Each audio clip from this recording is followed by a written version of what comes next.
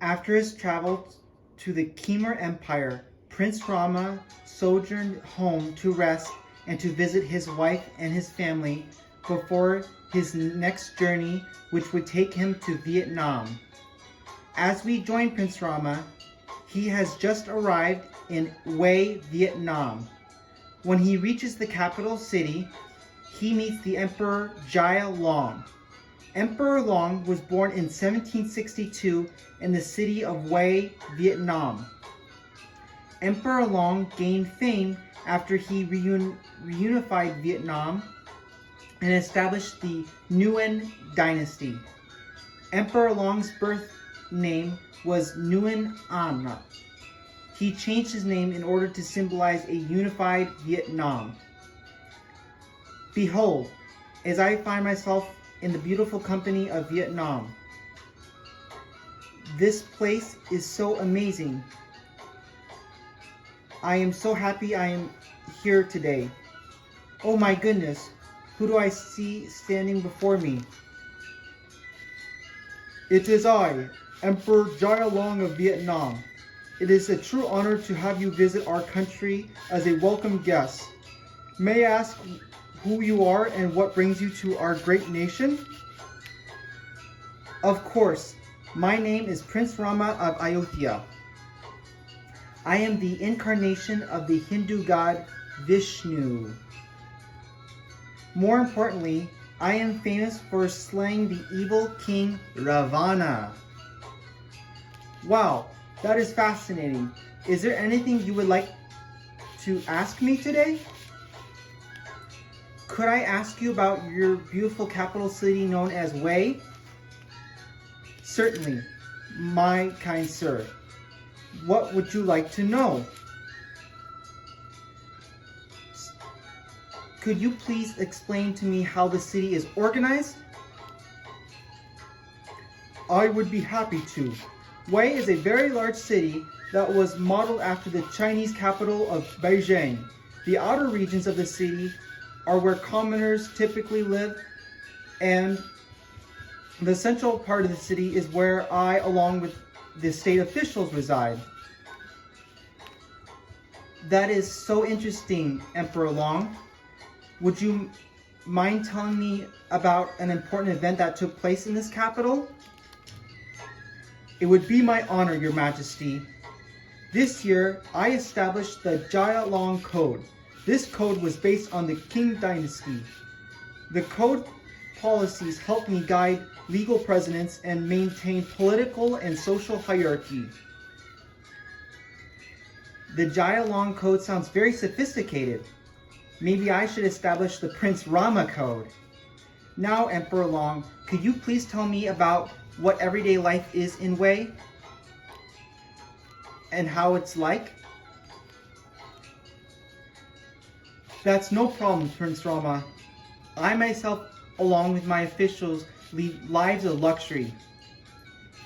Each day, we attend ceremonies and make important political decisions. However, the majority of people living in the city are merely peasants. These peasants are described as soldier farmers because they are crucial to our agrarian society and are often enlisted in the military, specifically the Vietnamese military. I help the commoners by financing agricultural projects that assist farmers with everyday duties like rice cultivation. That is so interesting, Emperor Long. I myself do not interfere in my nation's economy, but it is interesting to see how someone can get involved with their kingdom's financial system. Finally, could you tell me a little bit about the culture of Hue? Of course, I would be happy to. An important part of Hue culture is Buddhism. Buddhism is the primary religion in the city of Hue. I, along with the Nguyen court, cooperate with Buddhist monks to determine the role of the Buddhist temples in society. The Buddhist temples were primarily used by Mahayana Buddhists. These temples valued Confucian ethics, which many Vietnamese families follow. Also, my involvement with the religious affairs of this city illustrates centralization, because the state is dictating what is to be valued. I, as the emperor, try to institute these cultural values with my royal palace. I am largely successful as Nuan court officials consistently uphold these traditions. That is so cool, Emperor Long. I should force my officials to uphold my religious values and serve as role models for my own citizens. Thank you for sharing your time with me today, and I hope to see you again soon. Of course, Prince Rama. This was such a great experience, and I know our path will cross again in the future, and we will be able to share more with one another. We will now be moving on to the next scene.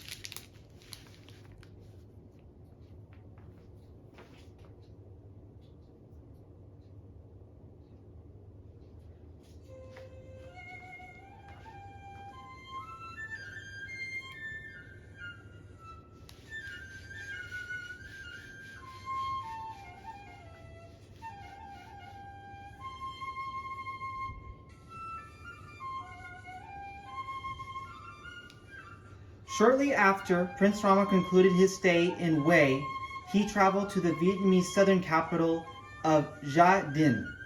The year is now 1813. When he arrives in Gia Dinh, he once again encounters Emperor Jia Long. When Emperor Long sees Prince Rama, he is very excited to welcome his old friend. He is thrilled to have the opportunity to tell Prince Rama about the city of Gia Dinh. This city holds fond memories for Emperor Long. Gia Dinh served as the southern capital of Vietnam and was where Emperor Long resided in exile before he became the ruler of Vietnam. Emperor Long, what a surprise! I knew I would see you again, but I didn't expect to meet you here. Oh, likewise. I didn't expect to see you here either, Prince Rama. I am glad you are here on this magnificent day. Thank you so much, Emperor Long. If I wouldn't be too much of a trouble, could I ask you about how the city of Gia Dinh is organized? Of course, Prince Rama. This isn't an issue at all. Gia Dinh is organized into 4 main administrative districts. The districts of Phuc Long and Ta Ben supervise civil services, while the districts of Tra Bien and Pha Tran oversee military affairs. Furthermore, it is important to note that political officials like myself reside in civil districts. In contrast, the commoners live in both districts of the city. Wow, Emperor Long, that sounds so amazing. I myself never considered structuring my capital in such a manner. You are a very smart emperor. Thank you so much, Prince Rama. Is there anything else you would like to ask about Gia Dinh? Could you tell me about a significant event that took place in Gia Dinh? I would be happy to. There are a number of important events that took place in this beautiful city. but I believe the most important one was the launching of the Monsoon Wars. Prior to the Monsoon Wars, my navy was poorly organized. To better equip my Imperial Navy, I enlisted the French officers to train my naval personnel. Additionally, I built naval docks where my armed vessels could be maintained. How interesting! Can you explain how these projects were crucial to the Monsoon Wars? Of course! I would be happy to. You see, Prince Rama, I was just getting to that. I used the giant naval docks as a base to launch attacks against the vile Ta San family. This evil family is responsible for humiliating me and exiling my Nguyen imperial dynasty. I sought retribution by annihilating the Ta San ships and forcing them into surrender. Despite all their best efforts, I was victorious. I see, Emperor Long. You must have been so happy when you persevered over your enemies. I myself was happy when I won the war against the Kingdom of Lanka. Now, do you mind if you could tell me a little bit about everyday life here in Jadin? I would be honored to share with you this information, Your Majesty. As part of my centralization programs, peasants are subject to government-mandated registrations. Citizens of Jadin must keep track of and report of their finances and how many people live in their households on a daily basis.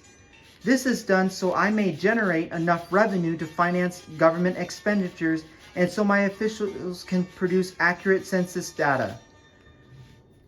If my subjects fail to do so, they will be prosecuted in a court of law. How fascinating, Emperor Long. I similarly expect my citizens to pay their taxes and to be honest about how many people are in their families. Finally, could you tell me a little bit about the culture surrounding the magnificent city that is Jadin? That sounds great, Prince Rama. First, it is important to know the history surrounding the city. In the 15th century, the Nguyen lords led the southern march into the Champa region and conquered the majority of the region. The Chams were unhappy they were conquered and resisted cultural assimilation. My ancestors respected this to an extent and allowed the Chams to maintain many of their traditions, such as worshipping local deities. Eventually, the Chams did assimilate to a certain extent into mainstream Vietnamese society. They did this by wearing Vietnamese-style dresses and intermarrying with Vietnamese settlers. All of these customs continue to this day and are prime examples of Vietnamese Sinization. I personally like the Chams myself. They are very obedient and proud citizens. That is so great to hear, Emperor Long. Thank you so much for answering all my questions. I would love to see you again in the future. I would love that too, Prince Rama. Thank you so much for taking such a great interest in my country. It has been such a great honor to have you come to my magnificent cities. Farewell, and I hope to see you again in the near future. Farewell, my dear Jia Long. You are truly one of a kind.